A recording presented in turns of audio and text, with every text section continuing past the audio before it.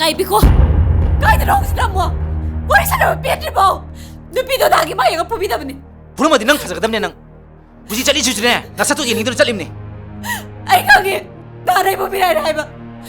Ano mo wadi mo ito nang napapay? Nang nang kasi lite. Kuwi di kuwi. Nang kito kaya no. Nang pam din kuwi ba. Nasang ang do. Ano ay no? Ay kasi mo matadalan ka din ng kalit. Dagi so pinabay para ka din wala sa man. Ano ba pinam dre? Pin di wato. Nang kayo mingon na duk tinji do na.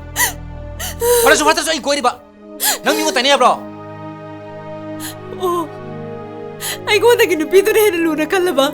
Kalo di kale. Nang kayo kaya no. Ay nananawaran kita na pangangagarin. Batong iwala di ay pagkakpiyo.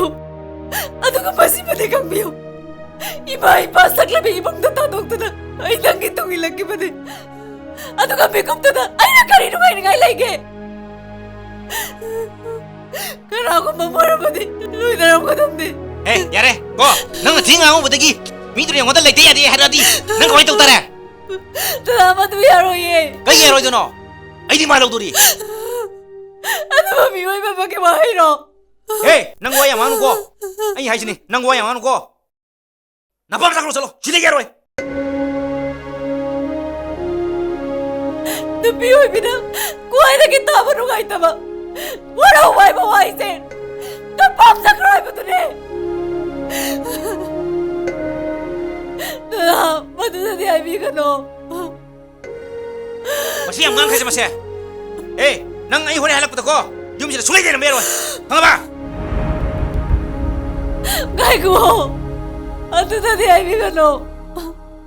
Nang ay ni pinje ko. Yang tin for kanina. Yang tin nung sinaman nang nang karan antara nino ko. Ay nagyanta na hiring ito ko. Gyanta na yung ko nang.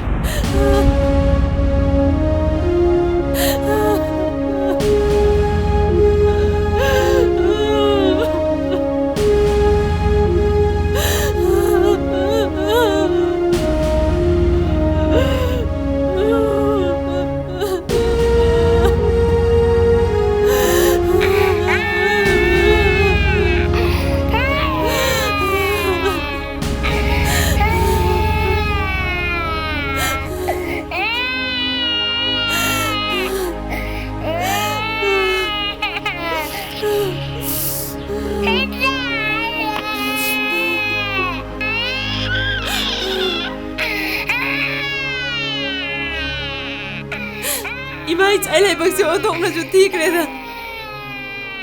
Imay ring dare sininge. Ibe barang ke daray bang si Otong na tina tamam kreda ko.